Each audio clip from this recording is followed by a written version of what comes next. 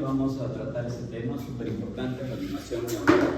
Ya vamos a resolver el flujograma de reanimación neonatal, que esto sí, todos los médicos deberían saber hacer reanimación neonatal, al margen de si son pediatras o no. Cuando vayan a hacer sus serum, van a trabajar en lugares o en centros de salud alejados quizás, van a atender partos y quizás, ojalá no, pero quizás les toque algún bebé que necesite maniobras de resucitación. Por lo tanto, esto es importante. Ahora, si van a ser pediatras o van a trabajar en una sala de emergencia, van a atender partos, tienen que saber hacer reanimación neonatal. Por eso es que tenemos esta clase y también vamos a tener talleres de simulación donde van ustedes a practicar el flujograma de reanimación. Nos vamos a basar en el flujograma de reanimación más actual que existe. Los flujogramas se van, o los protocolos de resucitación neonatal se van actualizando más o menos cada 5 años. Este año debería haber una actualización, por ahora no ha salido nada, pero la que vamos a usar entonces es la del 2020. Okay, quiero que vean esto, el procedimiento, y vamos a comentarlo ahora.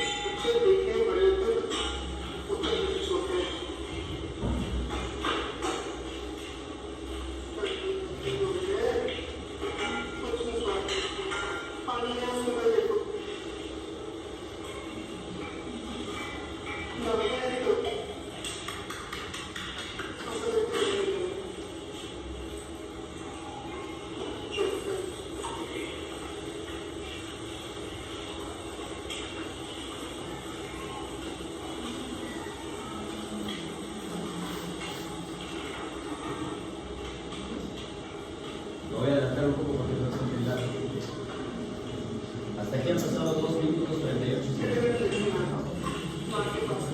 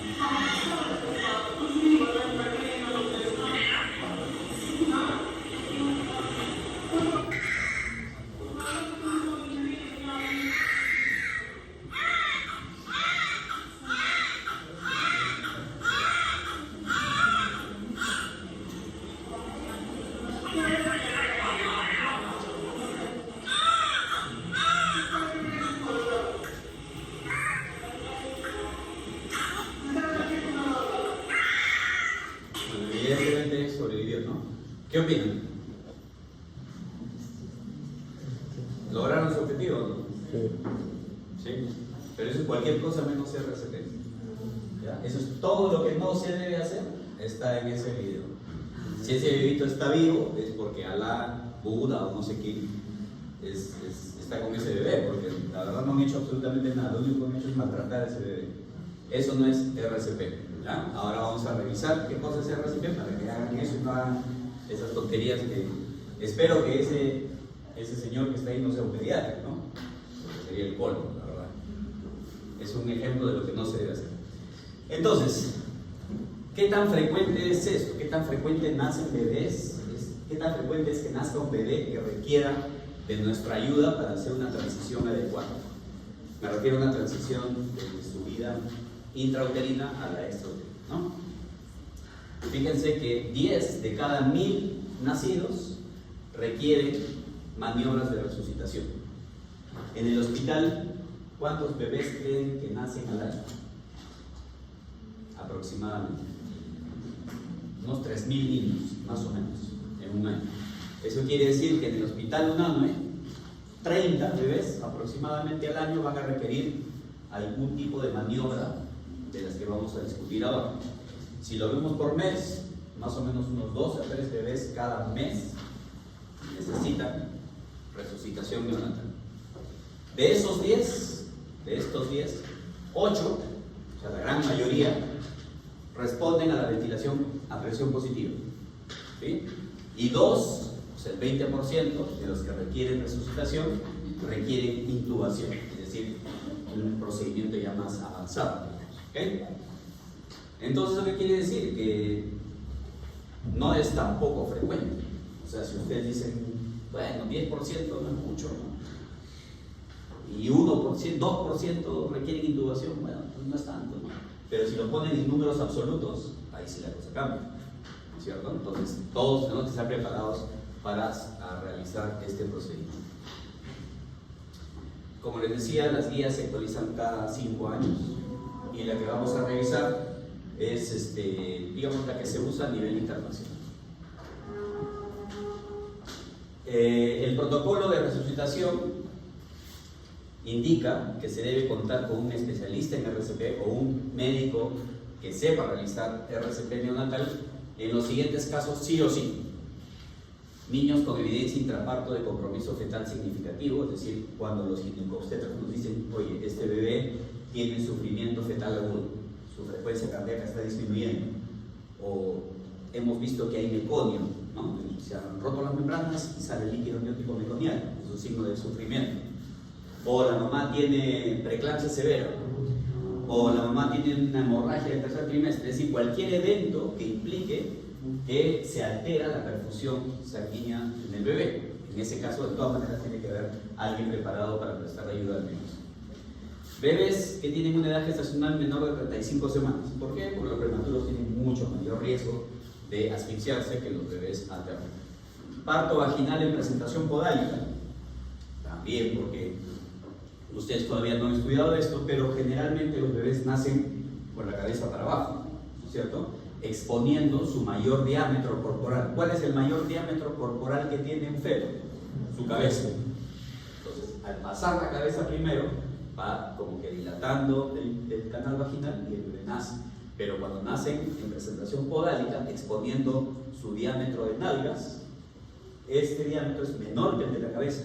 Y a veces pasa que nacen las nalgas, nace el cuerpo y la cabeza se queda atracada. Y ahí sí es un problema mayor, ¿no? Entonces, por eso, cuando los ginecólogos diagnostican que el bebé está en presentación podálica, esa es una indicación de cesárea. Pero a veces, qué sé yo, no se coordina adecuadamente y la mujer ya llega en expulsivo, en fase expulsiva del parto, y tiene que atender un caso así. En ese caso tiene que haber un pediatra o al menos un profesional de la salud que sepa realizar RCP. Gestación múltiple, claro, porque también puede ser que estos bebitos nazcan asfixiados. Aunque la mayoría de veces es posible anticiparse a la posibilidad de requerir maniobras de RCP, no siempre sucede así. A diferencia de los adultos, en los niños, el paro cardiorrespiratorio tiene causa respiratoria. En los adultos, el paro cardiorrespiratorio o la muerte súbita generalmente es de causa cardíaca, ¿no? Y generalmente ocurre en la calle, ¿no es cierto? En los niños, felizmente no. La principal causa de muerte súbita o de muerte en los bebés es de causa respiratoria y nos podemos anticipar a este problema. Pero no siempre pasa esto. ¿Eso qué significa? Que cualquier parto, por más que esté yendo lo más normal posible, podría terminar en el nacimiento de un bebé con requerimiento de RCP. Y en todo establecimiento donde se atiendan partos, debe existir personal entrenado en RCP. Obviamente, yo les voy a contar ahora cómo es la reanimación. Más adelante haremos talleres de simulación donde ustedes van a practicar el RCP neonatal en maniquís, pero eso no es suficiente. Ustedes van a terminar el semestre y se van a olvidar, ¿no? Se van a olvidar si es que no lo practican, porque obviamente van a estar estudiando otros temas y es así. ¿Eso qué significa? Que cuando ustedes salgan o terminen sus estudios en la universidad, ya sean médicos y ya tengan responsabilidad, una de las cosas de las que yo me preocuparía, y mi consejo para ustedes, es que se metan a un curso de RCP de adultos, de niños y RCP neonatal, si es que van a hacer su CEU, ¿no es cierto? Yo no lo hice, no, pero ya ahora viejo, habiendo pasado tantos años, les diría si es una cosa importante que tienen que saber. ¿Okay? Hay varias instituciones a nivel nacional e internacional que acreditan y entrenan a los médicos en estos procedimientos, inclusive les dan una certificación. Y hay sitios, por ejemplo en Lima nomás, ya hay varias clínicas privadas donde no te contratan como médico si no tienes tu certificación de RCP. ¿Okay? Entonces es algo en lo que hay que invertir tiempo y recursos económicos también. Una cosa súper importante es el equipamiento, ¿no? Porque de nada me va a servir ser yo un maestro en RCP si no tengo con qué reanimar. Entonces, estas cosas tienen que estar disponibles en el lugar de nacimiento del bebé. Una fuente de calor, una fuente de oxígeno, aspirador al vacío, o en todo caso una goma de hule como la que han visto en el video, o sea, goma verde, ¿no? Sondas traqueales para aspiración, adaptador de aspiración, es decir, una serie de insumos y equipamiento que tiene que estar siempre disponible todo el tiempo. En el hospital, por ejemplo, tenemos una persona, que generalmente es un técnico de enfermería, que cada turno por turno, va revisando que tengamos todo disponible. De tal forma que no suceda que, por ejemplo, tengo que intubar al bebé y las pilas no funcionan y el foquito no prende y no veo nada. O que necesito intubar al bebé y le pido tubo 3 y no hay, ¿no? O le pido una jeringa y no hay. O le pido adrenalina y no está disponible, ¿no? Esas cosas no deben pasar. Por eso es que en el hospital, obviamente donde nacen muchos bebés todos los días, el riesgo de tener un bebé con asfixia es alto, entonces obviamente tenemos una persona que está constantemente chequeando esto. Igual aquí, ¿no? Este es un aspirador, por ejemplo. Aquí están algunos insumos, ¿no? La bolsa autoinflable, el laringoscopio, etc. El flujograma está organizado de tal forma en la que la persona que realiza los procedimientos tiene primero que evaluar algunos criterios de los cuales vamos a conversar. Producto de esa evaluación va a decidir realizar una acción y luego la realiza, para luego nuevamente evaluar. ¿Okay? Vamos a seguir durante todo el flujograma este círculo de acciones: evaluación, decisión, acción. Este es el flujograma de reanimación neonatal que vamos a revisar. Generalmente la organización que lidera esto a nivel mundial es la Asociación Americana del Corazón, la AHA, ¿no? American Heart Association. Esta institución, como les digo, cada 5 años va publicando, digamos, actualizaciones de los flujogramas y luego ya cada institución a nivel local revisa el flujograma y lo adapta a sus realidades, ¿no? Lo que vamos a revisar es una adaptación del grupo o de la Asociación Española de Pediatría sobre el flujograma de la Asociación Americana del Corazón. ¿Okay? Son muy parecidos, pero algunas variaciones tienen. Es bastante simple en realidad, y en realidad los flujogramas con el pasar del tiempo se han ido volviendo cada vez más simples, se han ido simplificando, dándole más importancia a algunos procedimientos que son claves, ¿no? Vamos a empezar con esto, que son los primeros 30 segundos. Entonces, hay que detectar todas aquellas circunstancias en las que pudiese ser necesario realizar reanimación neonatal. Ya les dije, prematuridad, embarazo gemelar, sufrimiento fetal agudo, la presencia de algunas anomalías congénitas que se pudiesen diagnosticar antes del nacimiento, como por ejemplo hernia diafragmal. Hay que comprobar los materiales y los equipos necesarios, y hay que realizar antes del nacimiento del bebé una reunión que en el protocolo llaman briefing, que es una reunión antes de. En esta reunión tomamos como dato la fuente que nos dan los ginecólogos. Nos dice, por ejemplo, van a hacer un prematuro de 35 semanas. Entonces, en esa reunión nos ponemos de acuerdo en el servicio quiénes van a ir a la atención de ese bebé. Voy a ir yo, como médico, soy pediatra, sé hacer RCP, yo voy a liderar el equipo de reanimación. Va a ir la enfermera, que va a cumplir el rol de auxiliar, va a ir el interno, va a ir la técnica. Cada uno ya tiene una función específica y ya sabe qué es lo que tiene que hacer en el lugar de acción. Inclusive el protocolo más actual refiere que es importante grabar, que haya una videograbadora en el lugar donde se va a hacer la reanimación del bebé, para luego de haber realizado el procedimiento, revisar la grabación y detectar los errores que pudiesen detectarse, digamos, y corregirlos, ¿no? Es lo que llamamos el debriefing, ¿no? La reunión post-reanimación.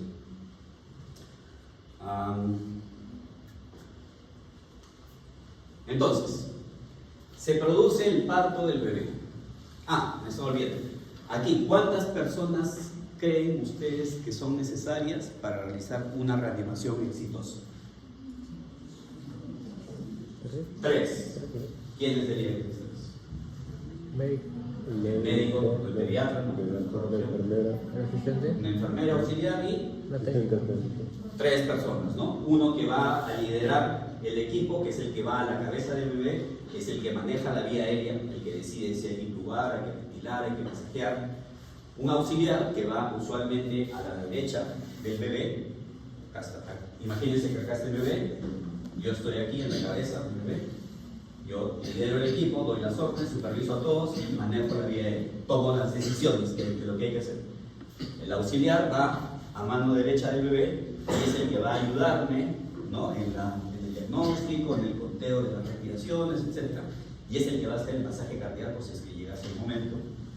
El otro auxiliar va a mano izquierda, ¿no? Y probablemente es el que me va a ayudar con pasarme los equipos, abrir los medicamentos, etc. Entonces 3 personas mínimo 3 personas.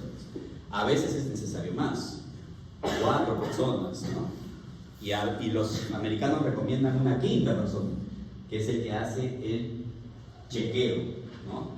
Cada vez que hay una reanimación, hay una 5ª persona en los hospitales americanos que está con su lista de chequeo y está haciendo todas las actividades del flujograma y va observando y chequeando. ¿Se hizo? ¿No se hizo? ¿Se hizo? ¿No se hizo? Y va apuntando el tiempo, o sea, la hora en que ocurrió el evento, cuándo tomaron esta decisión, etcétera, porque en Estados Unidos hay muchos problemas legales, ¿no es cierto? Y eso puede servir como un sustento para saber si las cosas se hicieron bien o no. ¿Okay? Entonces, en esta reunión se designa cuántas personas van a haber y qué roles van a asumir cada uno. Ok, entonces, el flujograma empieza así: se produce el parto del bebé, se registra la hora de nacimiento y se hacen 3 preguntas. Esas 3 preguntas que están ahí, obligatorias, nunca olvidarse de esas 3 preguntas. ¿Cuáles son esas 3 preguntas? ¿Es una gestación a término? ¿El bebé respira o llora? ¿El bebé tiene buen tono? Para considerar que un bebé no necesita resucitación neonatal, no necesita ningún procedimiento de resucitación neonatal, esas 3 preguntas tienen que tener una respuesta positiva. Es decir, sí, es un bebé a término.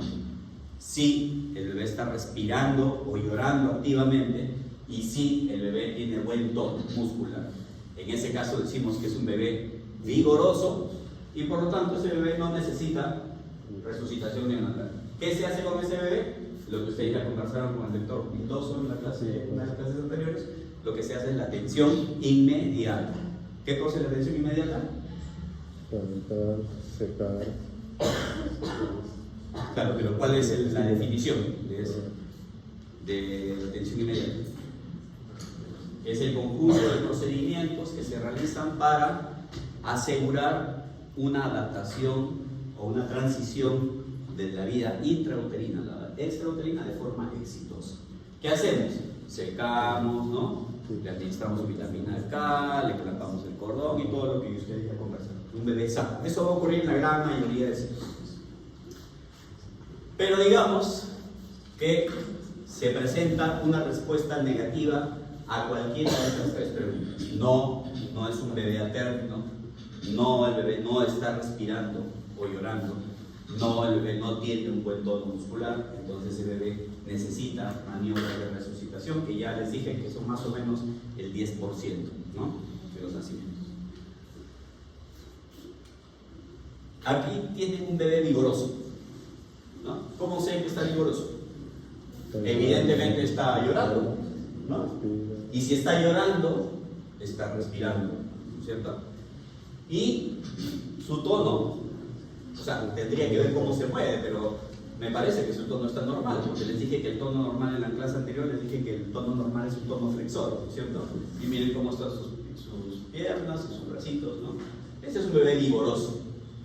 Entonces, ¿qué están haciendo acá? No lo están reanimando, ¿cierto? Acá le están haciendo sus maniobras de atención inmediata, ¿okay? ¿Qué sería un bebé no vigoroso? Un bebé que está en apnea, ¿no? Como el del video al inicio. O un bebé que está flácido, ¿no? Sin tono. ¿Vieron el video cómo estaba el bebé? Como lo movían, así se quedaba, parecía un muñeco de trapo, ¿no? Ese es un bebé que no está vigoroso. Ok. Ahora se está haciendo mucho énfasis en el pinzamiento tardío del cordón, ¿no? ¿Qué cosa es el pinzamiento tardío del cordón? Espera 30 segundos antes de clamparlo. O sea, hay que clampar el cordón, ¿cuándo? Después de 30 segundos. Varía mucho, algunos dicen después de los 30 segundos, otros dicen 60 segundos, perdón, ¿no? Hasta que deje de pulsar. Hay varias opciones. En todo caso, hacerlo lo más tardío posible. ¿Y por qué se hace eso? ¿Por qué se fomenta el pinzamiento tardío del cordón? Para evitar la anemia, porque hay un volumen de sangre que no es despreciable, que pasa desde la placenta y desde el cordón hacia el bebé. Y se ha demostrado que eso disminuye la frecuencia de anemia. Pero no solamente eso. ¿Qué más creen? ¿En qué más creen que ayuda pinzar tardíamente el cordón? ¿Qué ha pasado? ¿Qué más? Ese volumen de sangre que está en el cordón va a mejorar la precarga cardíaca. Ese volumen va a llegar al corazón, aumentando la precarga. Y por lo tanto, si aumenta la precarga, va a aumentar ¿cuál? La poscarga, el volumen de inyección. Y por lo tanto, va a tener una mejor hemodinamia. ¿Okay? Entonces, por eso se fomenta el pinzamiento tardío del cordón. ¿Okay?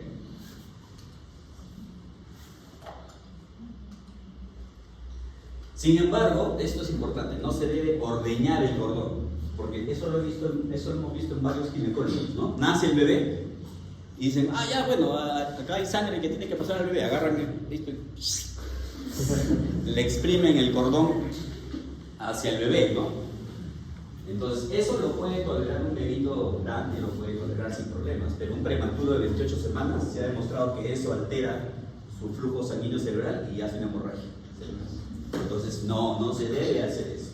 Si van a ser ginecólogos en el futuro, no hagan eso. Pues al ginecólogo les encanta exprimir. ¿Ya? En todo caso, eso sí, el pinzamiento tardío del cordón no puede retrasar las maniobras de resucitación. O sea, si yo veo un bebé que está flácido, apneico, no puedo decir, oye, ya voy a esperar, me han dicho que espere un minuto para pinzar el cordón. No. En todo caso, inicio mis maniobras de resucitación con el cordón sin clampar, ¿no? O en todo caso, clampo corto e inicio las maniobras de resucitación. Los cuidados de rutina ya los conversaron, vamos a pasarlos por alto. Y vamos a empezar con el flujograma y aquellos bebés que sí requieren resucitación. Vamos a hacer las maniobras iniciales. Maniobras iniciales son los primeros pasos, los primeros procedimientos que hacemos para tratar de restituir la función cardíaca y respiratoria en el bebé. Muy importante el calor corporal. Puede ser con piel a piel, contacto piel a piel, o si no, se puede hacer una fuente de calor, es decir, llevar al bebé, trasladar al bebé bajo un radiador, ¿no? Bajo una servocuna que tiene un radiador que genera calor.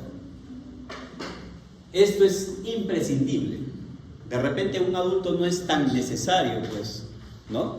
Conservar el calor, pero en un prematuro y en un bebé a término, o sea, un bebé recién nacido es súper importante. Yo les voy a contar un caso. Cuando yo estaba en el primer año de residentado y era mi primera rotación de neonatología, nos tocó atender un parto de una mujer que le estaban haciendo una cesárea de emergencia, 29 semanas de edad gestacional, porque la señora se estaba muriendo, ¿no? La señora tenía un cáncer terminal de la tiroides y estaba muriéndose, y la cesárea era para salvar al bebé. Entonces, como entró por emergencia, todos corrimos a la sala de emergencia a atender al bebé, y en esa sala de emergencias usualmente no se hacían las cesáreas. En el hospital donde yo estaba, las cesáreas se hacían en la sala de operaciones de ginecobstetrizas. Los ginecobstetrizas tenían su propia sala, y ahí teníamos todo nuestro equipamiento. Pero en este caso, como la señora ingresó por emergencia, tuvimos que correr con nuestro maletín y obviamente no había todos los equipos. Nace el bebé de 29 semanas, con 900 y pico gramos de peso, con dificultad respiratoria, en apnea, y yo estaba ahí ayudándolo al neonatólogo. Comenzamos a reanimar al bebé y el bebé no se reanimaba. Estábamos haciendo todo lo correcto de acuerdo al protocolo. Lo bolseamos, iniciamos masaje cardíaco, lo intubamos y el bebé no mejoraba. Entonces yo ya me estaba dando por vencido cuando el neonatólogo, con muchísima más experiencia obviamente, lo agarró al bebé así como estaba, lo metió dentro de la incubadora y salimos corriendo hacia neonatología, ¿no? Bolseándolo. El bebé ingresó a la incubadora prácticamente muerto, ya casi bradicárdico, y desde emergencia hasta la sala donde nosotros teníamos la UCI era un trecho bastante largo, había que subir por el ascensor, ¿no? Y cuando llegamos, yo en ese trayecto iba pensando en todo lo que había hecho mal, ¿no? Previamente, y pensando de que ese bebé ya se iba a morir. Pero cuando llegamos a la UCI Neo y lo sacamos al bebé, mi sorpresa fue que el bebé estaba mucho mejor de lo que lo habíamos metido. Y bueno, ya el bebbe lo intubamos, tuve ventilación mecánica, luego se recuperó. Pero ya yo en mi casa pensando, luego de varias horas de que ocurrió este evento, dije, o sea, ¿por qué? ¿Qué pasó? ¿No? Porque durante el trayecto estábamos corriendo con la incubadora y obviamente yo no podía bolsearlo adecuadamente, o sea, ese bebé tampoco estaba recibiendo una adecuada cantidad de oxígeno. ¿Cuál fue la diferencia entonces? El calor. El calor. Dentro de la incubadora el ambiente estaba caliente, ¿no? Estaba preparado. Y mientras estábamos en la sala de emergencia, una sala grande, fría, ¿no? Entonces el calor sí es, en los bebés puede ser una cuestión de vida o muerte. Por eso es algo a lo que le prestamos muchísima importancia. Con mayor razón en los prematuros extremos. Estos bebés, como ya vamos a ver más adelante, ni siquiera los secamos. Apenas nacen, así todos chiquitos como están, los metemos dentro de una bolsa de polietileno para que no pierdan calor por evaporación. Y ahí en la bolsa les hacemos la reanimación, ¿no? Eso es muy importante. Entonces, primera maniobra inicial, proveer calor. Esa es la primera cosa que hay que hacer. Segunda cosa que hay que hacer, posicionar la cabeza. Eso siempre se olvida. Posicionar la cabeza. Posicionar la cabeza es súper importante. Recuerden que es un bebé que está flácido. Como lo pongas, así se va a quedar. Y si lo pongo en una mesa, lo más probable es que su cabeza se flexione y esa misma posición de la cabeza sea la que obstruya la vía aérea y haga que todos mis procedimientos sean en vano. Entonces la posición de la cabeza es súper importante. ¿Cuál es la posición de la cabeza? Para mantener abierta la vía aérea en un paciente que está flácido y apneico.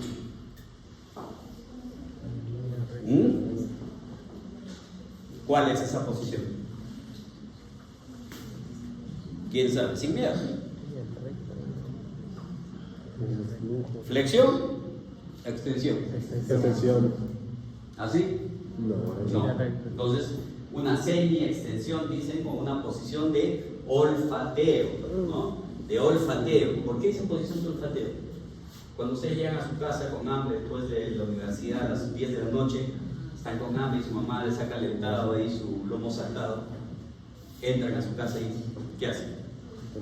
¿No? Levantan su cabeza un poquito y comienzan a oler, ¿no? Esa posición de semi-extensión, a esa se refiere como la posición de olfateo. ¿Ok?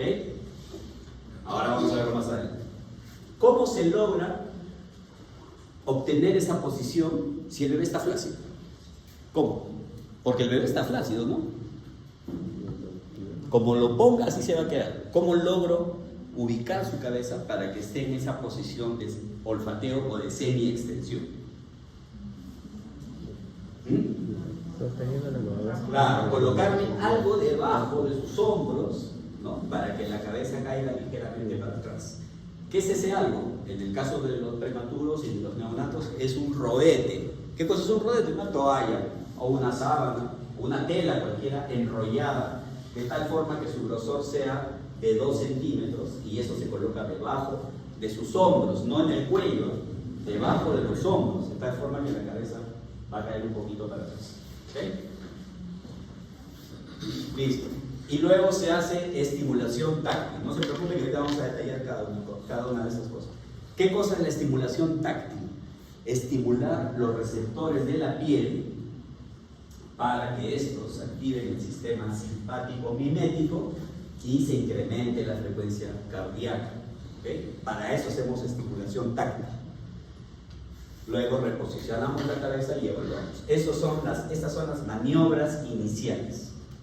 Vamos a conversar. ¿Cuál de esas 3 posiciones es la posición de olfateo? A, B, C. Muy bien, ¿no? La cabeza en una ligera extensión, porque si miran acá, este está completamente extendido y va a bloquear la vía respiratoria. Este bebé está con la cabeza flexionada y va a bloquear la vía respiratoria. Esta es la posición correcta, posición de semi-extensión o de olfateo. ¿Okay?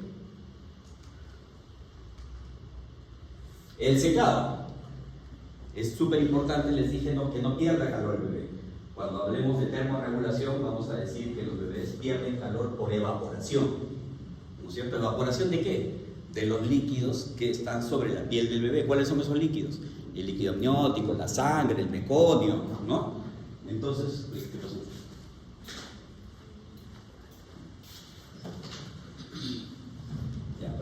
Entonces el secado es súper importante. El secado se hace con toallas precalentadas, ya les han dicho en la atención inmediata. Le damos mucha importancia a la cabeza del bebé porque la cabeza es la parte de su cuerpo que tiene más superficie proporcional al resto de su cuerpo, ¿no? Y por lo tanto va a perder más calor. Entonces la cabeza es súper importante secarla bien y el resto del cuerpo por supuesto, ¿no? Entonces se seca enérgicamente, no es un secado así, pobrecito, lo voy a romper, no, es un secado enérgico. Cuando la toalla está húmeda, se cambia de toalla y se usa otra para que el bebé no pierda calor por otro mecanismo que se llama conducción, del cual vamos a hablar más adelante. ¿Okay? Una vez que lo he secado el bebé, recoloco la cabeza, reposiciono la cabeza. Los recién nacidos prematuros extremos son una excepción a esto. Ya les dije que los recién nacidos prematuros apenas nacidos lo introducimos en una bolsa de polietileno. Los estudios han demostrado que el tiempo que usamos en secar al bebé en un prematuro lo van a enfriar. Entonces en los prematuros extremos a esos bebitos los metemos dentro de una bolsa de polietileno sin secar para que no pierdan calor por evaporación. ¿Ok? Ahora, tampoco es cualquier bolsa de polietileno, no es la bolsa chismosa de Plaza Verde, ¿no? Es una bolsa especial, estéril, obviamente. algo así, ¿no? Aquí, bueno, no se ve bien la figura, pero esto es una bolsa especial, ¿no? Los metemos en la bolsa y en la bolsa se reanima si es que es necesario. Luego, hemos recibido al bebé, lo hemos reposicionado, o lo hemos posicionado, mejor dicho, lo hemos secado, y en ese trayecto, en esos unos cuantos segundos que han transcurrido, yo estoy evaluando al bebé. Yo no estoy secando por secar, estoy secando y estoy observando a mi bebé. ¿Cómo está mi bebé? Recuerden que nació flácido, nació sin apnea, o sea, sin respirar. Lo estoy secando y lo estoy observando, ¿no? Si veo que el bebé ya está respirando, bueno, listo, tranquilo, continúo con mis procedimientos de detección inmediata. Pero si veo que durante el secado el bebé sigue flácido, sigue en apnea, entonces procedo a realizar lo que se llama estimulación táctil.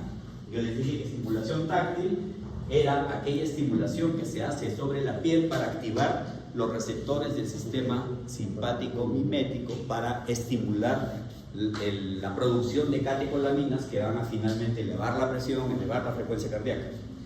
¿Cómo hago la estimulación táctil? Solamente están aprobados estos dos métodos. ¿Ya? A este método yo lo llamo el método de tincanazo, ¿no? ¿Alguna vez les han dado un tincanazo? Que es hacer esto, ¿no? Eso se hace en la planta de los pies. Esa puede ser una forma de hacerlo. Otra forma es con tus dedos darle palmadas en la planta de los pies. Y la otra forma es esta: agarrar tu palma de tu mano, le pones la toalla y friccionas la espalda del bebé. Se pueden hacer los dos procedimientos al mismo tiempo, claro. Uno puede estar friccionando la espalda mientras que el otro está dándole palmadas a la planta de los pies, ¿okay? Algo parecido hicieron en el video, algo parecido, ¿no? En un rato no sé qué hizo, lo colgó así como si fuese un chancho al bebé, ¿no? Y le comenzó a dar palmadas. Eso no se hace, ¿no? Eso no se recuerda. Que el bebé, en su cerebro, alrededor de los ventrículos del bebé, hay una zona que se llama zona germinal, que es una zona donde están las neuronas, y de esa zona van a salir las neuronas que van a ir a la corteza cerebral. Esa zona es muy vascularizada y es muy lábil. Yo agarro el bebé, lo cuelgo así de los pies y esa zona va a sangrar. Entonces, obviamente tengo que reanimarlo, pero sin hacerle daño. Lo que han hecho ahí es la salvajada, ¿no? Los únicos procedimientos son estos. Hasta aquí, desde el nacimiento hasta este momento, han pasado solo 30 segundos. Es decir, el bebé nació, yo lo observé, decidí que tengo que hacerle reanimación neonatal, clamparon el cordón, lo trasladé a mi zona, a mi fuente de calor, lo posicioné, lo comencé a secar, he evaluado que no tiene esfuerzo respiratorio y tiene poco tono, y entonces lo estoy estimulando táctilmente. Han pasado 30 segundos. Se dice fácil, pero en el momento de actuar uno pierde toda la noción del tiempo, principalmente cuando uno es novato y no tiene experiencia. Se te pasa el tiempo volando, y eso van a ver cuando hagan el taller, porque cuando hagan el taller vamos a explicarles cómo se hacen los procedimientos, los vamos a mostrar y luego ustedes los van a hacer y vamos a simular situaciones con tiempo, y ahí van a ver ustedes que si en un muñeco se demoran tanto, ¿cómo será con un bebé real, no? ¿Okay? Entonces, 30 segundos. Luego de estos procedimientos vamos a reevaluar. Reposicionamos la cabeza, lo colocamos en posición de olfateo, medimos la frecuencia cardíaca. ¿Cómo medimos la frecuencia cardíaca en un bebé? ¿Cómo creen? ¿O qué opciones tenemos? Podemos auscultar, como está acá, ¿no? Agarras tu estetoscopio, le dices a tu ayudante: oye, frecuencia cardíaca. En el precordio, y ya está. ¿Qué otra forma tenemos de calcular la frecuencia cardíaca? En el cordón umbilical, ¿no? Generalmente cuando clampan el cordón y seccionan el cordón queda un muñón bastante largo, y entonces se puede palpar el cordón, pones el pulgar y tu índice sobre la base del cordón y vas a sentir las pulsaciones. Esa es una forma. Otra, pues ahí tenemos auscultación, palpación del cordón.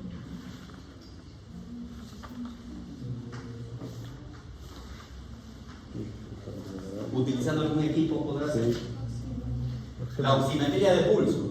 Puede ser, porque para este momento ya deberías, o tu ayudante ya debería haber colocado un oxímetro de pulso preductal. ¿Cuál es el preductal?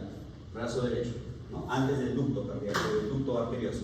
Brazo derecho ya tiene colocado el sensor del oxímetro de pulso, y el oxímetro, además de la saturación, te va a dar datos de la frecuencia cardíaca.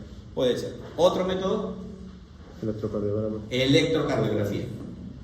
Electrocardiografía. En algunos hospitales, en el UNAM no tenemos, pero en algunos hospitales tienen electrocardiógrafos de 3 derivaciones, ¿no? Brazo derecho, brazo izquierdo y pierna. Y con eso, un electrocardiograma te va a decir la frecuencia cardíaca. ¿Palpar los pulsos? No. No pueden palpar los pulsos. En los bebés es difícil palpar los pulsos. Van a perder tiempo, ¿ok? Entonces, en el UNAM, ¿qué hacemos? ¿Qué es los métodos que más usamos en el UNAM? Auscultación y palpación del cordón umbilical. ¿Cuánto tiempo? No podemos estar 30 segundos esperando a que el ayudante me diga cuánto tiene de frecuencia cardíaca. Generalmente medimos en 6 segundos. Entonces el ayudante, el que va a medir la frecuencia cardíaca, en su cabeza o está mirando el reloj y va contando en 6 segundos cuántas pulsaciones o cuántos tonos cardíacos identifica. Digamos que 8. Ese valor lo va a multiplicar por 10, ¿no? ¿Por qué por 10? Porque son 60 segundos y estamos calculando en 6. Entonces, 8 por 10, 80. Y ese valor es el que dice 80, ¿no? Imagínense, yo estoy acá con mi bebé, ya lo hemos estimulado, lo hemos reposicionado, sigue sin respirar, entonces yo le digo a mi ayudante, frecuencia cardíaca. Como es mi ayudante y es experto, inmediatamente, a veces sin que le diga, ya tiene el estetoscopio en el corazón y me dice 70, 80, 120, ¿no? Tiene que decirlo en voz alta para que yo pueda tomar una decisión, ¿ok? Por otro lado, hay que evaluar el esfuerzo respiratorio.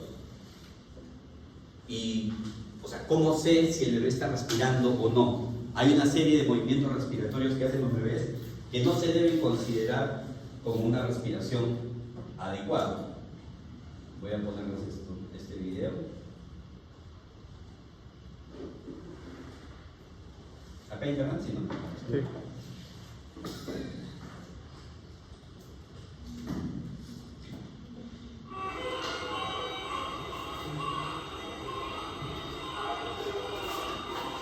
Ya, fíjense acá, este bebé, obviamente no es un bebé que están reanimando, ¿no?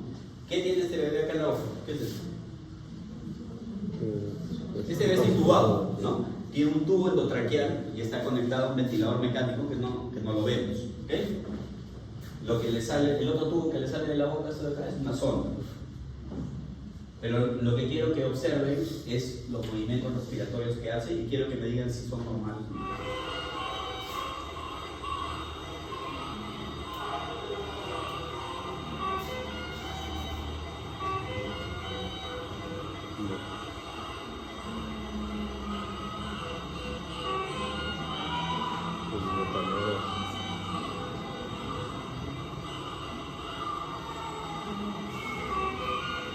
¿Vieron? Sí. Ahí va, ¿no? Ese es el llamado gasping, ¿no? O boqueo. Y recuerda mucho cuando uno saca un peine.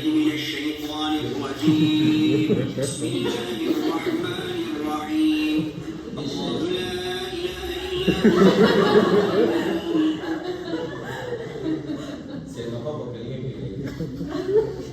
que al aire grande, ya. ¿Qué les estaba diciendo? Esos movimientos respiratorios de ese bebé recuerdan, o le llamamos boqueo también, o le dicen cabeceo, ¿no? Porque el bebé está, ¿no? Recuerdan a los movimientos que hacen los peces cuando los sacan del agua. Gasping, cabeceo o boqueo. Si ustedes ven a un paciente que está haciendo eso, ya sea neonato, pediátrico o adulto, ese paciente está a punto de hacer paro respiratorio, así como su compañero que está ahí. ¿Ok? Entonces, obviamente ustedes no pueden de asumir, ya, está respirando ese bebé. Nada, ese bebé tiene que ser reanimado. ¿Ok? ¿Por qué aquí no están haciendo nada en el video? Porque está intubado, ¿no? Ok, listo, entonces. Hemos llegado al momento, ya hemos pasado 30 segundos, hemos posicionado a nuestro bebé, lo hemos secado, lo hemos estimulado táctilmente y hemos evaluado la situación. El bebé está en apnea, no está respirando y su tono está disminuido. Han pasado 30 segundos. Yo no voy a volver ahora a hacer pasos atrás. Ustedes en el video inicial que les mostré han visto que ¿cuántas veces lo han estimulado a ese bebé? ¿No? Le aspiraba, botaba, lo friccionaba, lo colgaba, ¿no? Lo volvía a poner, le volvía a aspirar, lo volvía a frotar. Eso no se hace, ¿no? Yo ya pasé por esa etapa, ya hice ese procedimiento, ya lo estimulé. No funciona, no lo voy a volver a hacer. Ahora tengo que tomar otra decisión. ¿Y cuál es esa otra decisión? La ventilación a presión positiva. ¿Por qué se llama ventilación a presión positiva? ¿Cómo respiramos nosotros fisiológicamente? ¿Cómo nuestra respiración en condiciones normales? Nuestro diafragma se contrae y al contraerse desciende, ¿no es cierto? Los músculos intercostales se contraen, acercan las costillas y por lo tanto la barriga costal se expande, ¿no es cierto?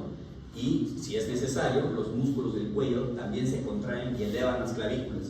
Todas estas contracciones de los músculos tienen por objeto que ampliar el volumen de la caja torácica. ¿Sí? La caja torácica se amplía, la presión dentro de la caja torácica cae y ahora hay una gradiente de presión, o sea, una diferencia de presión entre la cavidad intratorácica y el medio ambiente. Entonces, el aire va a ir desde un ambiente con presión alta a un ambiente con presión negativa. Va a haber un flujo, ¿no es cierto?, por gradiente. Es decir, que nosotros respiramos por presión negativa y nuestros pulmones se expanden y como son elásticos como un globo, luego de un tiempo se contraen, o sea, regresan a su posición, aumentan la presión dentro de la cavidad torácica, ahora la presión está más alta que afuera y el flujo va desde adentro hacia el medio ambiente. Y así respiramos, ¿no es cierto? Acá vamos a hacer algo completamente antifisiológico. Vamos a ventilar el bebé, vamos a hacerlo respirar con presión positiva, es decir, vamos a generar más presión afuera que adentro. Igual va a haber una gradiente de presión que va a generar un flujo. Es decir, esta ventilación no es fisiológica, por supuesto, y puede hacer daño. Por lo tanto, hay que saber hacerla bien. ¿Okay?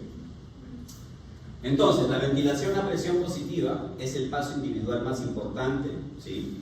Porque es el que marca la diferencia y es el momento para colocar el oxímetro del pulso, si es que ya no estaba antes.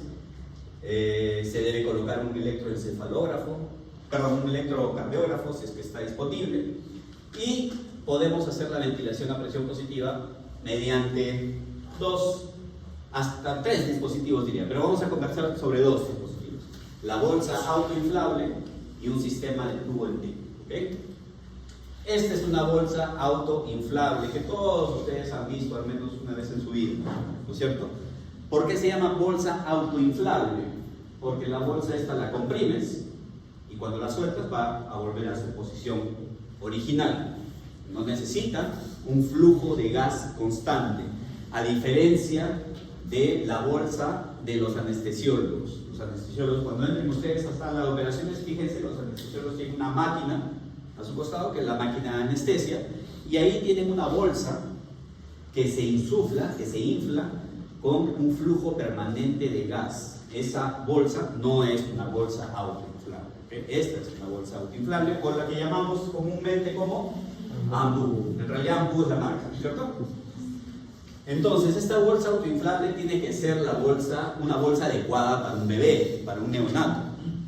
No podemos usar una bolsa de adulto para ventilar un neonato, porque obviamente esta bolsa genera un volumen, es decir, una cantidad de gas que va a ingresar a través de esas tubuladuras hacia el bebé.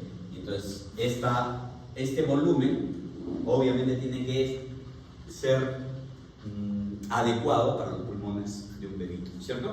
Hay 3 tamaños de bolsas: la neonatal, que se usa hasta los 3 meses de edad, la pediátrica, que se usa desde los 3 meses hasta los 8 años, y la de adulto, que se usa desde los 8 años de edad hasta la adultez, ¿ok? Entonces, en los neonatos tenemos que usar bolsas neonatales. Estas bolsas tienen en la parte de atrás un conector para conectarlo a una fuente de oxígeno, ¿ok? Una fuente de oxígeno, que es este de aquí. Usualmente se le coloca también aquí un reservorio, ¿no? Un reservorio que no está aquí dibujado. Y luego aquí hay un sistema de válvulas que dirigen el gas hacia el bebé a través de esta mascarilla. La mascarilla es la interfase, digamos, entre la bolsa y el bebé. Este otro sistema es el sistema de tubo en T, con el que también podemos hacer reanimación neonatal. A diferencia de la bolsa autoinflable, este aparato tiene que tener una fuente de gas permanente, que generalmente es una mezcla de oxígeno con aire ambiental. La ventaja de este aparato es que da presión positiva estándar. Yo acá no sé qué presión le voy a dar, porque imagínense, puedo apretarlo despacito o puedo apretarlo fuerte, ¿no? Entonces, eso va a modificar la presión con la que entra el volumen de gas al bebé. Por lo tanto, la presión en una bolsa no es estandarizada, en cambio acá sí. ¿Okay? Y además, otra gran ventaja que tiene este aparato es que da una presión que nosotros llamamos presión positiva del final de expiración, que es una presión que mantiene el alveolo abierto. También tiene su conector de gas y esta tubuladura es la que termina en esta máscara. Y entonces ustedes dirán, ¿pero cómo se bolsea acá?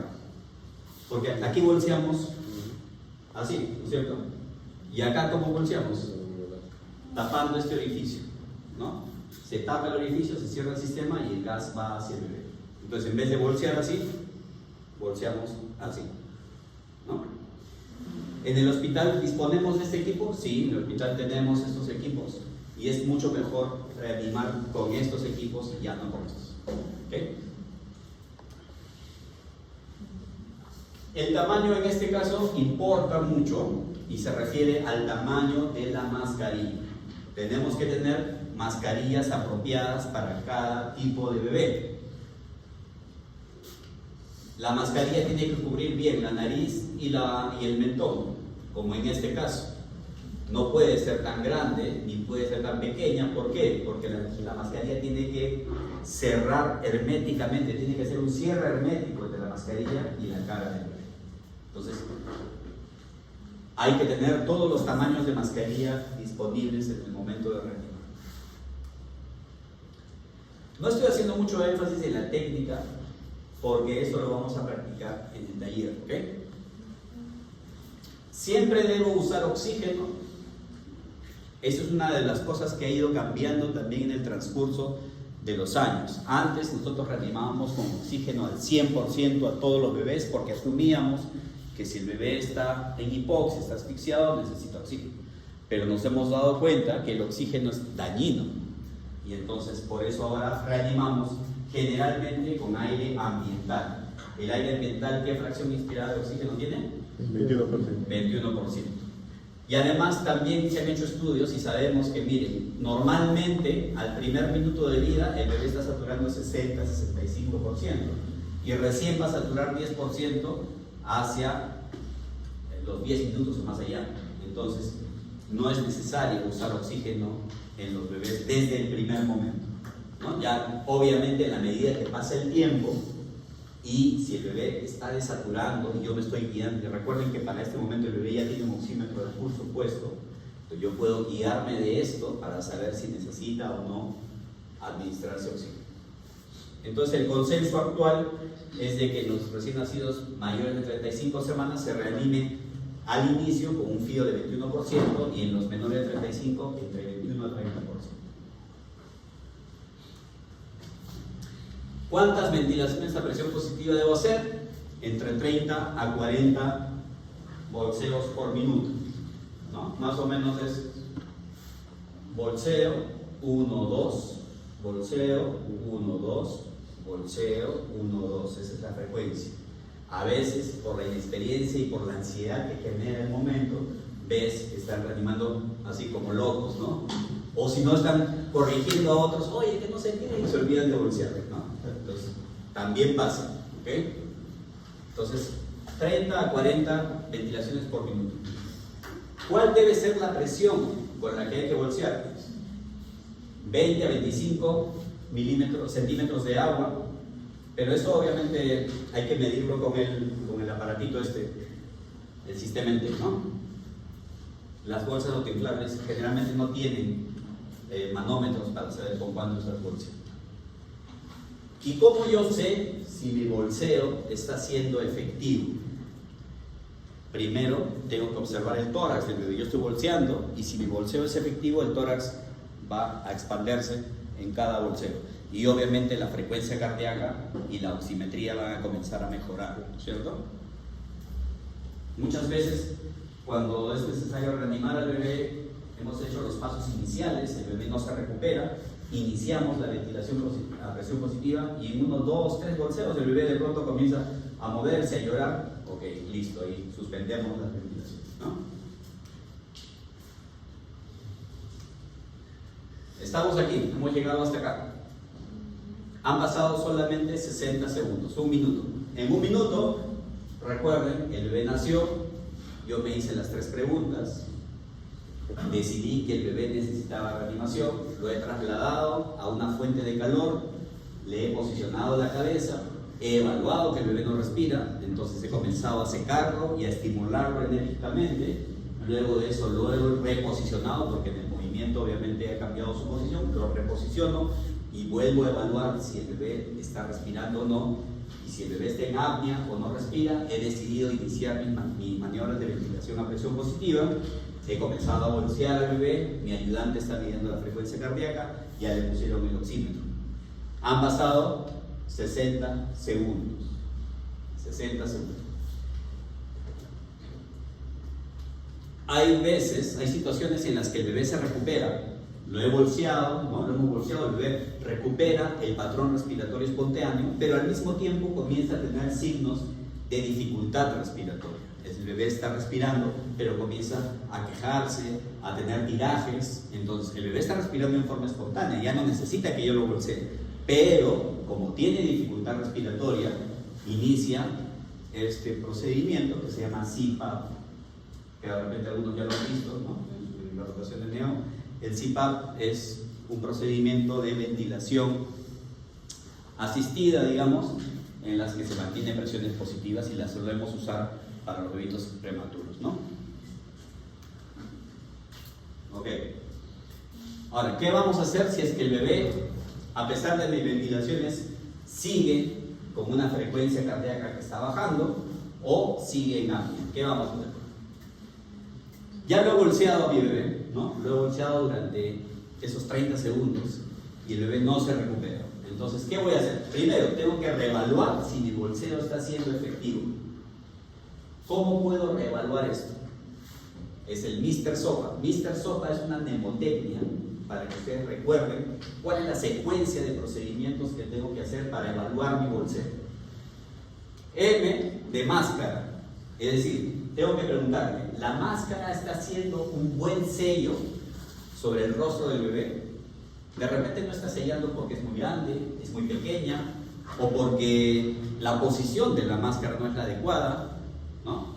Tengo que evaluar eso y corregirlo, obviamente, si he cometido un error. Reposicionar la cabeza. Muchas veces he visto también que en el nerviosismo del bolseo, ¿no? Está aquí el que maneja, el líder del equipo está bolseando al bebé y por el nerviosismo no se ha dado cuenta que en el bolseo la cabeza ha perdido la posición, se ha flexionado. Y yo estoy bolseo y el bebé no se recupera. ¿Por qué? Porque la posición la cabeza se flexionó. Entonces, una cosa importante es reevaluar la posición de la cabeza. Luego, aquí tengo que, en estos casos tengo que tomar medidas correctivas, o sea, recoloco la máscara, reposiciono la cabeza y bolseo 5 veces. En esas 5 veces tengo que ver, ¿se corrigió el problema? No se corrigió el problema, entonces sigo avanzando. S, destrucción. Tengo que aspirar la vía aérea, de repente hay algo que obstruye la respiración del bebé, ¿no? Lo puedo hacer con un aparato succionador empotrado, ¿no? Constante, o puedo hacerlo con la bombilla que ustedes vieron, ¿no? Siempre primero boca y nariz. Hice el procedimiento, bolseo 5 veces. ¿Se corrigió el problema? Bacán, sigo bolseando. No se corrigió el problema, avanzo. O, open, abrir. ¿Abrir qué? La boca. Le abro la boca manualmente, le coloco la máscara y bolseo. 5 bolseos más. Observo, ¿se corrigió el problema? Bien. No, sigo. P, presión. Tengo que incrementar probablemente la presión. Cierro la válvula. Todo eso les vamos a mostrar en el taller. Cerramos la válvula y comenzamos a bolsear con más presión. Y por último, A, de airway, o sea, de vía aérea, probablemente, si no se ha corregido hasta ahora el problema, tenga que intubar. Miren este video.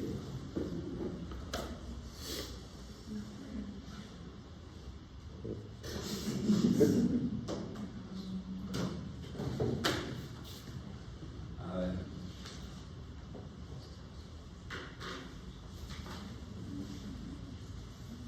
No ayuda esto. ¿Dónde estamos?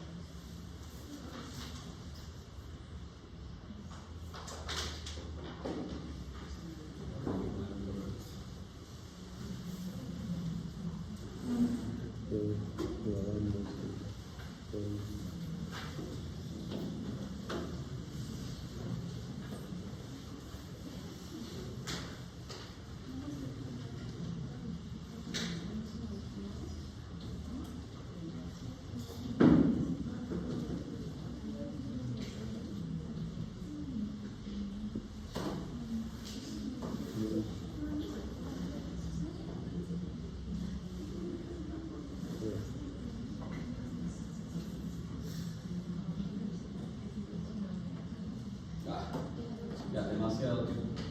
Bueno, en este video lo que se pretendía mostrar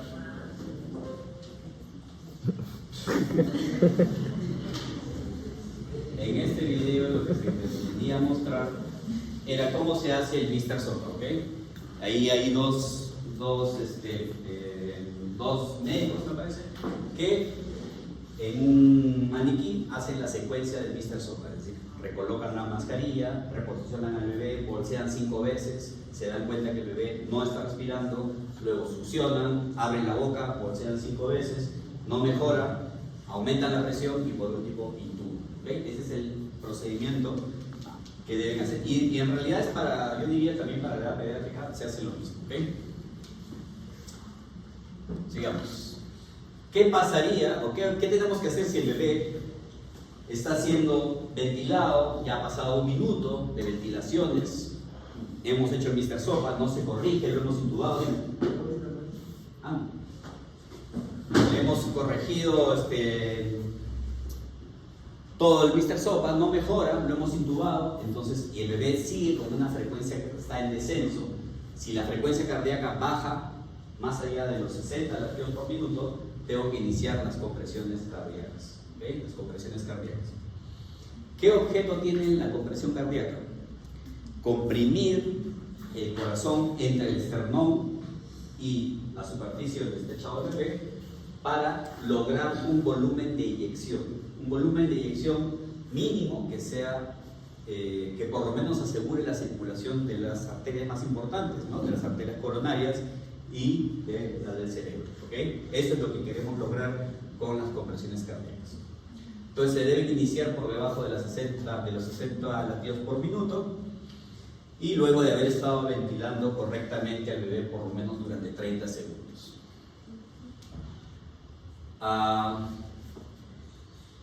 Para este momento sí, aquí hay que ser súper coordinados. Cuando ustedes hagan el taller y actúen en equipo se van a dar cuenta que no es tan fácil, ¿no? Y esto requiere entrenamiento previo. El líder del equipo está bolseando, probablemente ya intubó a su paciente y ahora está bolseando al bebé a través del tubo endotraqueal, y como su ayudante le ha dicho, doctor, la frecuencia cardíaca está por debajo de 60, entonces le indicas a tu ayudante, inicia las compresiones cardíacas. Entonces el ayudante que está a la derecha del bebé comienza las compresiones. Lo puede hacer con dos métodos diferentes. El método de 2 pulgares, que consiste en rodear el cuerpo del bebé con tus manos y con los pulgares hacer las compresiones sobre el corazón, ¿no? Y el otro método es el método de los 2 dedos, donde yo tomo al bebé por debajo de su espalda y comprimo su corazón con mis dedos. ¿Okay? Cualquiera de los 2 métodos es igual de efectivo si es que se hace bien. ¿Okay? Ya les dije. ¿Dónde se coloca? ¿Dónde debo comprimir? Me ubico en una línea imaginaria, en el cruce de la línea intermamaria, que es una línea que pasa por los pezones, donde esa línea se cruza con la línea media que va perpendicular. Ahí, en el cruce, pongo mis dedos. ¿Okay? Ahí, ¿no? Línea intermamaria, línea media. Ahí comprimo.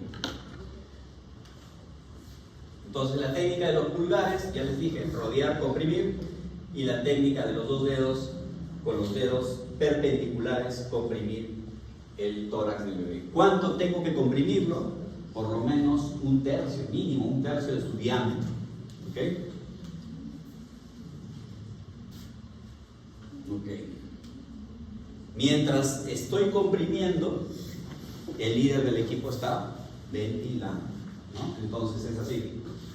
Ventilo y el otro es comprimo, o sea, 1, 2, 3, ventilo, 1, 2, 3, ventilo, 1, 2, 3, ventilo. Es por cada 3 compresiones una ventilación. Y eso tiene que hablarse, ¿no es cierto? ¿Quién lo dice? Puede ser el líder del equipo o el ayudante, de acuerdo a cómo lo hayan coordinado, ¿no? Entonces, ventilo, 1, 2, 3, ventilo, 1, 2, 3, ventilo, 1, 2, 3. Tiene que ser con una frecuencia tal que asegure por lo menos 100 compresiones en 1 minuto. Eso es bastante rápido, ¿ya? Y la ventilación, ya les dije, tiene que haber entre 30 y 40 ventilaciones por minuto.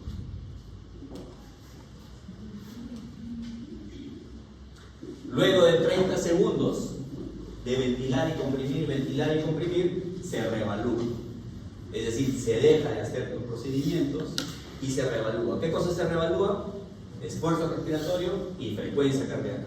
La frecuencia cardíaca está en 50. Seguimos comprimiendo, seguimos ventilando. ¿Okay? ¿Cuándo voy a dejar de comprimir? Cuando la frecuencia cardíaca esté por encima de 60. Ahí dejo de comprimir. Pero sigo bolseando. ¿Sí? La intubación. La intubación es un procedimiento también súper importante, pero no es imprescindible.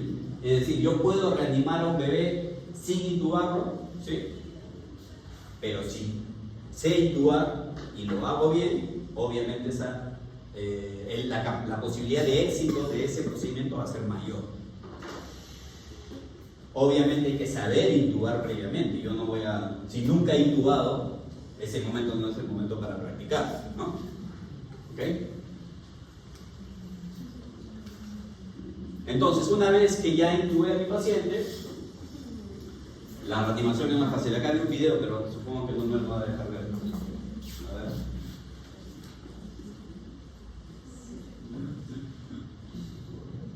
Ah, sí.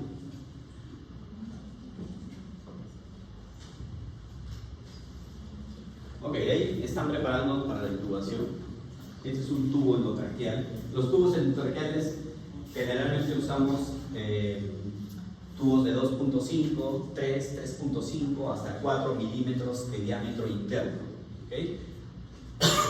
Acá lo que está haciendo el colega, ha cortado el tubo para que el tubo no sea muy largo. Mientras más largo es el tubo, mayor resistencia al flujo del aire, lo cual no es adecuado. Por eso usualmente preferimos cortar el tubo previamente.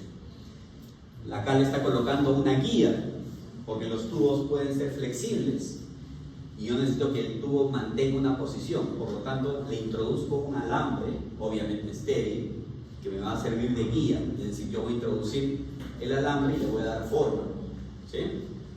Acá está preparando el laringoscopio, hay que escoger las hojas apropiadas para el tamaño del bebé, ¿no? Es una hoja de Miller corta, este debe ser una doble 0 y esta una 0, que es el tamaño que se usa para neonatos. Está verificando, ¿no? que los foquitos funcionen, ¿no?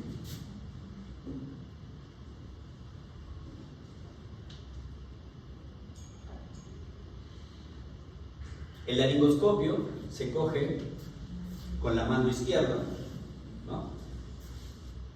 La hoja, bueno, se introduce la hoja por la boca, ¿no? La idea es identificar la epiglotis, ¿sí? Para levantarla y observar las cuerdas vocales.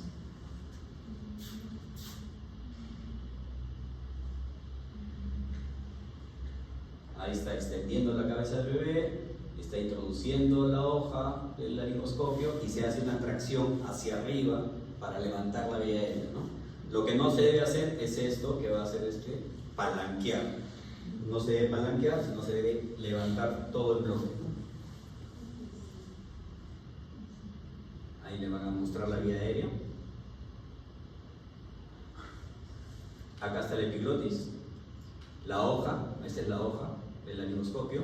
La idea es introducir la hoja aquí y levantar. Y al levantar van a ver acá están las cuerdas vocales y la vía aérea. Por ese huequito tiene que entrar el tubo endotraqueal.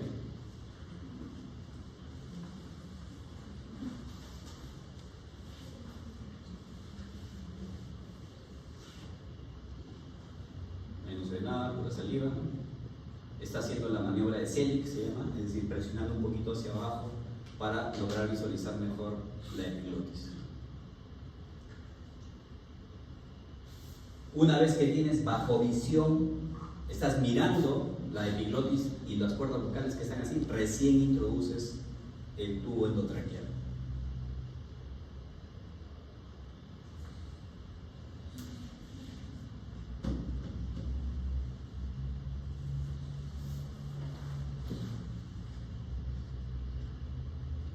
La epiglotis, aquí miren cómo se ve.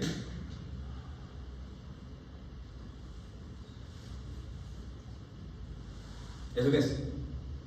El esófago.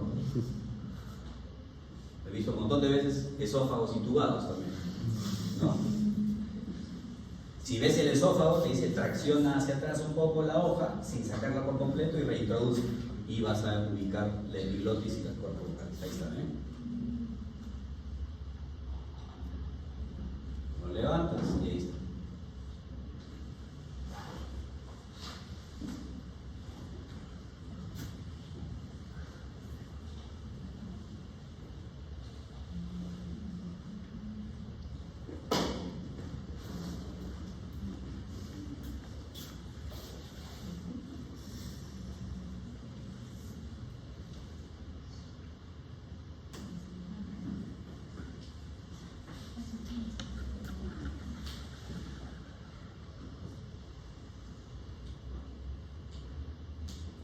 Acá está la vía aérea, las cuerdas vocales, y bajo visión directa se introduce el tubo endotraqueal. Ahí ven cómo entra.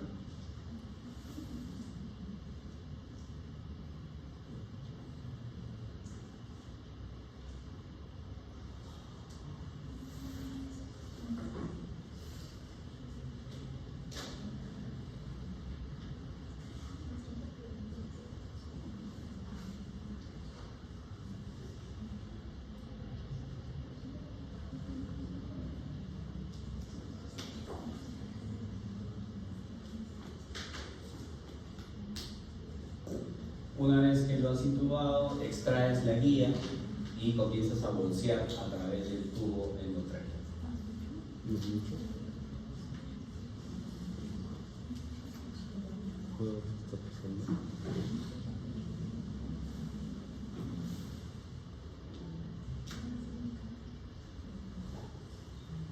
Una vez colocado el tubo, obviamente hay que verificar la posición, ¿no? Hay varias técnicas para verificar la posición, de eso no vamos a hablar ahorita. Bueno.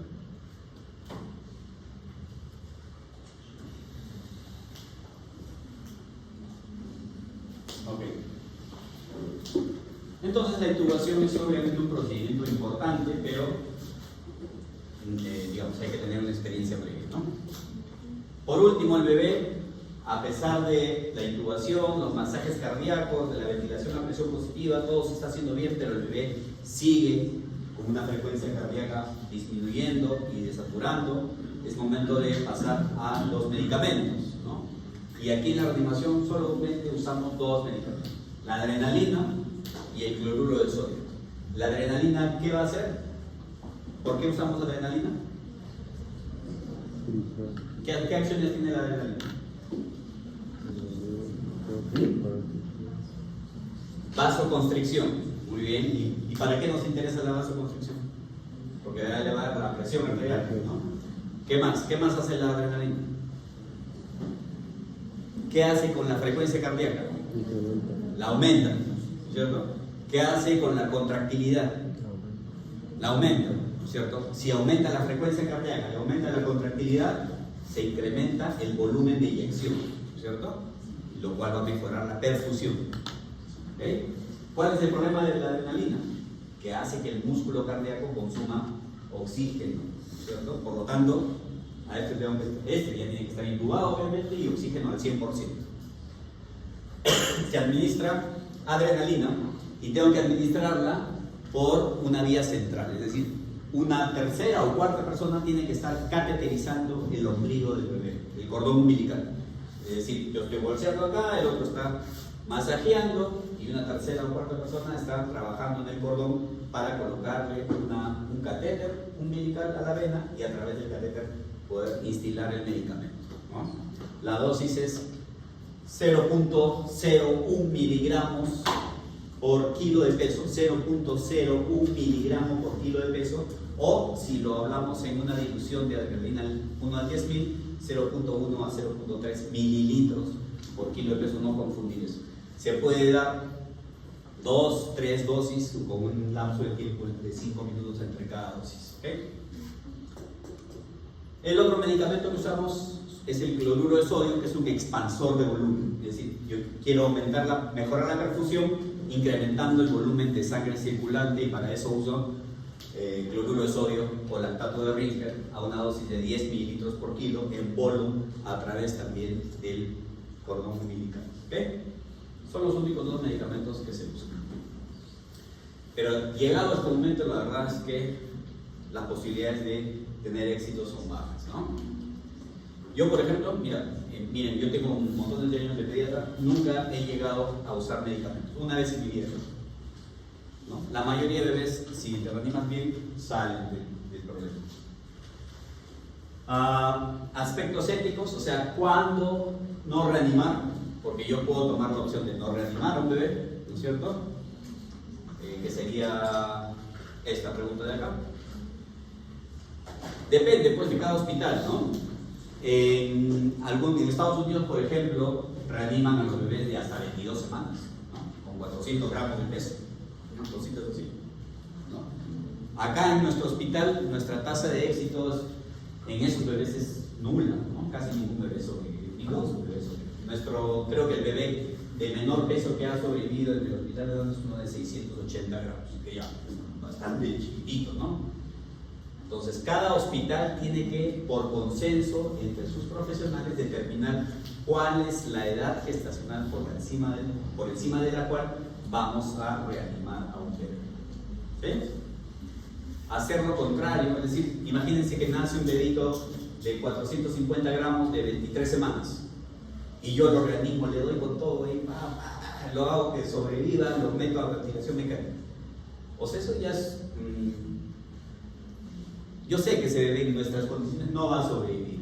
Entonces, ¿para qué, prolongar el sufrimiento de ese bebé? ¿Para qué prolongar el sufrimiento de la familia, ¿no? ¿Para qué gastar recursos también? Es un tema ético que hay que trabajar de esa forma, en consenso en la unidad. Es recomendable que los papás estén presentes, ¿no? Por una cuestión de humanidad. Eso está muy aceptado, digamos, en otros países. En nuestra realidad generalmente no están los padres, ¿no? Pero sí, por lo menos, luego del procedimiento hay que explicar, hay que ser bien claros en qué procedimientos se han hecho, cuáles son los riesgos, etcétera, para que los padres estén enterados, obviamente, ¿no? ¿Cuánto tiempo debo reanimar? Completar todo el flujograma desde que nace el bebé hasta que le has dado la tercera dosis del medicamento, debe llevarte unos 20 minutos en promedio. Reanimar más allá de 20 minutos, digamos, la tasa de éxito no es tan adecuada y probablemente si el bebé sobrevive, las secuelas van a ser muy importantes, ¿no? Entonces, ¿no? También hay que considerar. Hay algunas condiciones en las que no se debe reanimar al bebé. Por ejemplo, si el bebé tiene alguna condición congénita que es incompatible con la vida, por ejemplo, anencefálico, ¿no? Hay bebés que nacen anencefálicos, o sea, sin cerebro. Esto es una condición incompatible con la vida, no van a vivir esos bebés, pero en ese momento, en el momento del nacimiento, el bebé tiene frecuencia cardíaca, tiene frecuencia respiratoria. Si es que el bebé está flácido, no debo reanimar. ¿Okay? Otro ejemplo, una trisomía 13 o una 18, o sea, un síndrome de Edwards o un Patau, que también son síndromes incompatibles con la vida. Si el bebé nace en malas condiciones, no debo reanimar. ¿Okay? Ahora, si el bebé nace respirando, obviamente no le voy a tapar la nariz para que se muera. Tengo que dejar que siga su curso. ¿Okay? Esta es la bibliografía. ¿Alguna pregunta? Obviamente este tema yo sé que es un tema difícil porque son puros procedimientos, eso tienen que practicar, lo tienen que hacer, ¿no? Para eso van a tener 2 sesiones de talleres donde todos ustedes van a tener la posibilidad de practicar estos procedimientos. ¿Okay?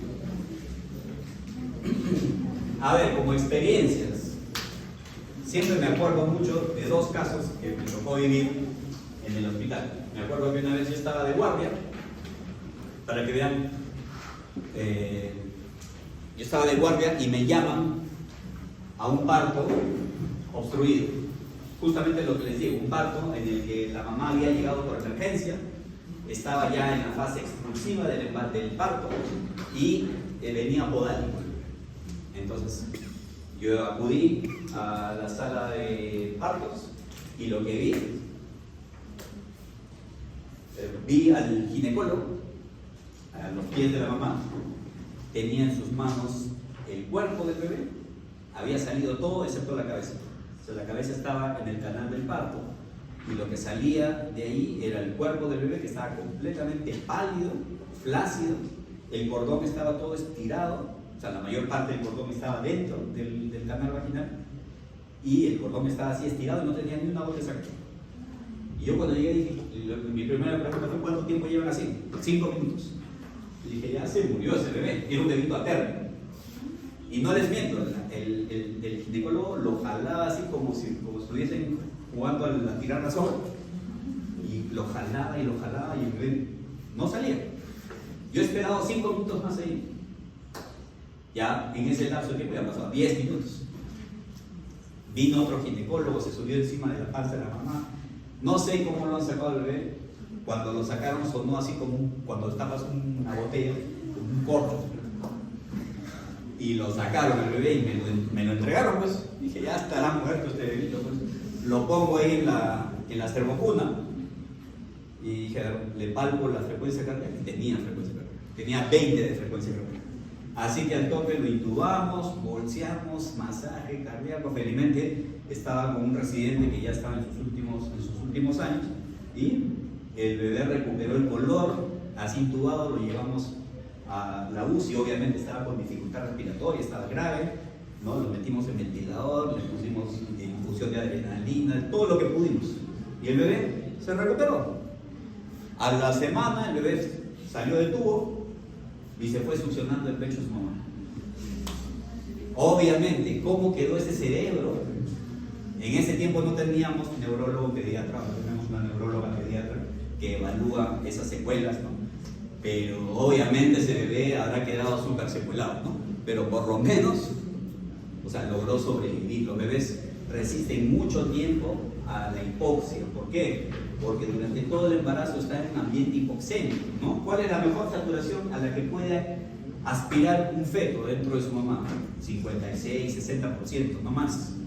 Entonces, los bebés son mucho más tolerantes a la hipoxia. Por eso la reanimación tiene mucho efecto. Otra guardia, yo estaba una noche, estaba de guardia, en la época en la que hacíamos solamente un pediatra hacía guardia de noche. Así, todo lo que ocurriese en la noche con bebitos era, o sea, en emergencia, en neo, en piso, todo era responsabilidad de un solo pediatra. Yo me acuerdo, estaba pasando visita en piso y me llama la interna de emergencia. Me dice, doctor, tengo acá un bebito que ha venido, la mamá ha dado a luz en el taxi. Y tengo acá el bebito y está con su placenta y con sus bolsas. Y dije, ¿qué? ¿Cómo tú dices? No, es que es un prematuro. Y estaba pues asustada la chica y dije, ya bajé. Entonces bajé corriendo, pues, a ver. Y literalmente lo que encontré fue lo que ella me describió. En una bandeja estaba el feto, envuelto en sus envoltorios amnióticos, en sus bolsas amnióticas, el cordón y la placenta. O sea, la mamá había expulsado todo, pues. Y dije, este bebé ya estará muerto, pues, ¿no? ¿Cuánto rato está así? Ya, por lo menos unos 10 minutos. Entonces, dije, ¿qué hago? Agarré una pinza y rompí las bolsas, clampé el cordón, lo corté y lo saqué, ¿no? Y lo metí en la incubadora del bebito y dije, bueno, le palpo el cordón y tenía latidos. Tenía como 30 latidos. Y estaba así negro, como el que he visto en el último video, ¿no? Comencé a bolsearlo, a masajearlo, la interna hacía lo que podía y lo intubé, felizmente había todo en emergencia para intubarlo. Lo llevé a piso en la incubadora, ventilador mecánico, surfactante, todo, porque era un prematuro extremo de 30 semanas, 1000 gramos creo que pesaba. Sobrevivió y se fue a su casa, después de 2 meses creo de estar en el hospital. Pues estos bebitos tienen bastante tolerancia a la hipoxia y por lo tanto hay que saber hacer estos bebitos porque sí salvan vidas, ¿ok? Entonces, no le digo que les va a pasar algo así, ¿no? Pero si atienden un parto y un bebé muestra signos de asfixia, tienen que saber reanimarlo, ¿ok? ¿Alguna pregunta?